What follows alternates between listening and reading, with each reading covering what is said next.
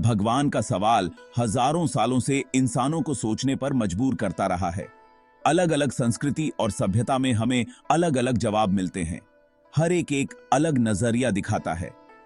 इन अलग अलग विचारों को समझना बहुत जरूरी है, खासकर आज के समय में जब पूरी दुनिया एक दूसरे से जुड़ी हुई है। इससे हमें इंसानी सोच की विशालता का अंदाजा होता है और अलग अलग धर्मों और विचारधाराओं के बीच समझ और सम्मान बढ़ता है।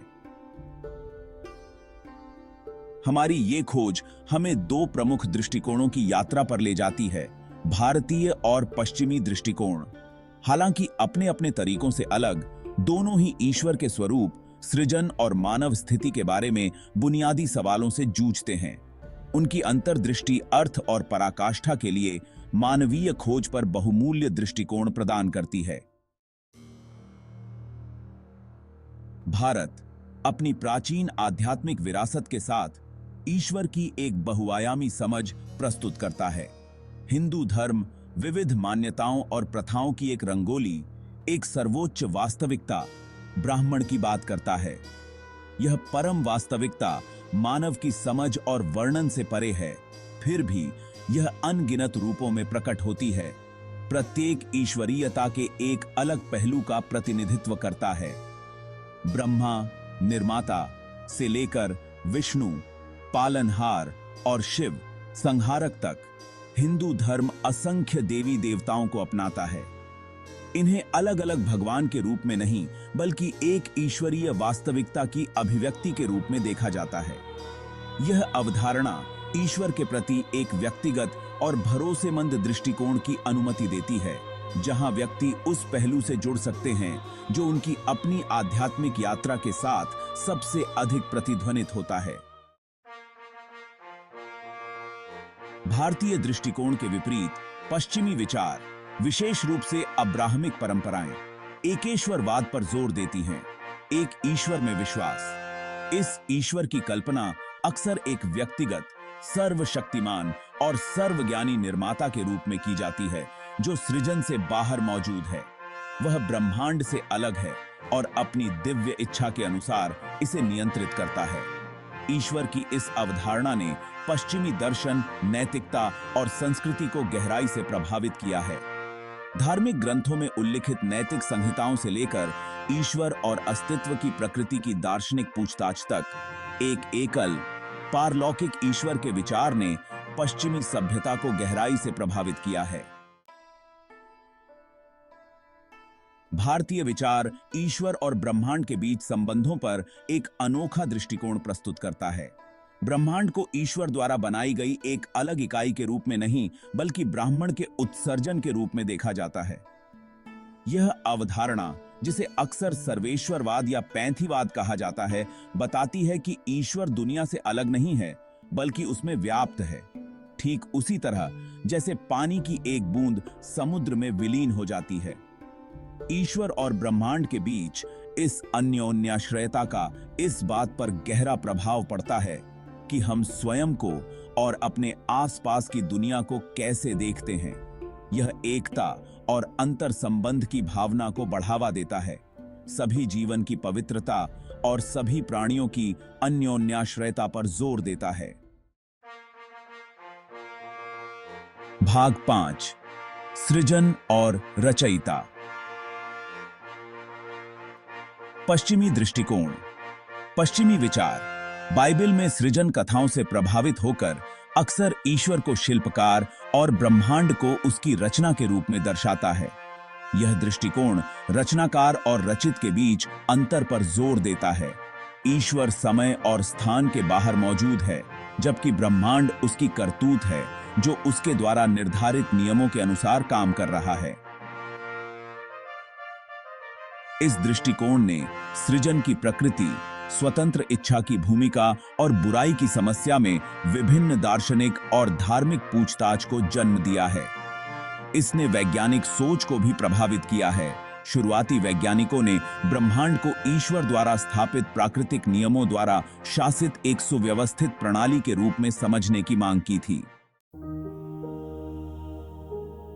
भाग 6, मानव और दिव्य, कर्म और धर्म का पुल। भारतीय सोच में मनुष्य और ईश्वर के बीच संबंधों को अक्सर कर्म और धर्म की अवधारणाओं के माध्यम से समझा जाता है। कर्म, जिसका अर्थ क्रिया है, बताता है कि हमारे कार्यों के परिणाम होते हैं जो हमारे वर्तमान जीवन और भविष्य के पुनर्जन्म को आकार देते हैं। धर्म, जिसे अक्सर कर्तव्य या धार्मिकता के रूप में अनुवादित किया जाता है, ब्रह्मांडीय व्यवस्था के अनुसार जीने और जीवन में अपने अद्वितीय उद्देश्य को पूरा करने पर जोर देता है। ये अवधारणाएं मानव क्रिया और दिव्य ब्रह्मांडीय व्यवस्था के बीच गतिशील परस्पर क्रिया को उजागर करती हैं। वे व्यक्तियों को नैतिक रूप से जीने और आध्यात्मिक विकास के लिए प्रयास करने के लिए प्रोत्साहित करते हैं। अंततः जन्म और मृत्यु के चक्र से मुक्ति और ईश्वर के साथ अपनी अंतर्निहित एकता को साकार करते हैं।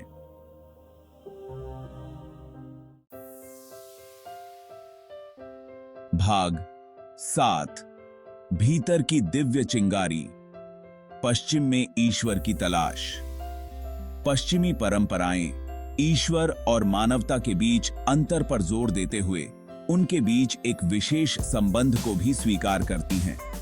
मनुष्यों को अक्सर ईश्वर की छवि में बनाया गया माना जाता है, जो तर्क, स्वतंत्र इच्छा और आत्मा से संपन्न होता है।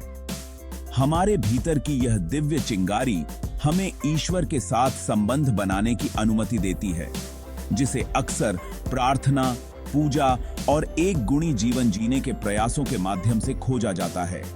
ईश्वर के साथ इस संबंध को अक्सर तलाश करने, ईश्वरीय को समझने और उससे जुड़ने के प्रयास के रूप में देखा जाता है। ईश्वर की यह खोज कई रूप लेती है।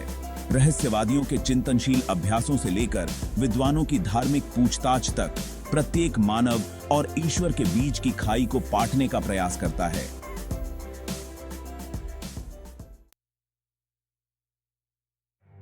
भाग 8, समझ के पुल। एक जैसी बातें खोजना। अपने मतभेदों के बावजूद ईश्वर पर भारतीय और पश्चिमी दृष्टिकोण समान सूत्र साझा करते हैं। दोनों एक पारलौकिक वास्तविकता को स्वीकार करते हैं जो जीवन को अर्थ और उद्देश्य प्रदान करती है। दोनों सृष्टि के रहस्यों, अच्छाई और बुराई की प्रकृति और अर्थ और संबंध के लिए मानवीय खोज से जूझते हैं।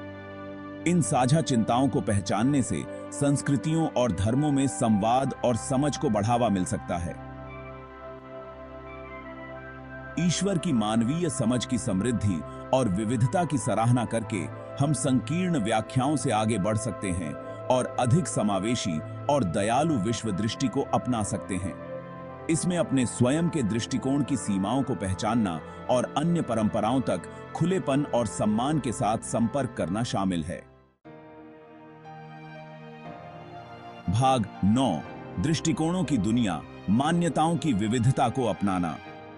धार्मिक और सांस्कृतिक तनावों से जूझ रही दुनिया में ईश्वर की विभिन्न अवधारणाओं को समझना पहले से कहीं अधिक महत्वपूर्ण है।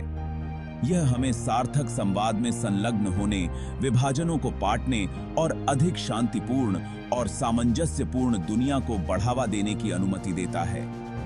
इन विविध मान्यताओं के अंतर्निहित सामान्य मानवता को पहचानकर हम परम रहस्य के सामने सहानुभूति, सम्मान और आश्चर्य और विस्मय की साझा भावना पैदा कर सकते हैं। ईश्वर को समझने की मानवीय खोज आश्चर्य की हमारी क्षमता, अर्थ के लिए हमारी लालसा और खुद से बड़ी किसी चीज से जुड़ने की हमारी इच्छा का प्रमाण है।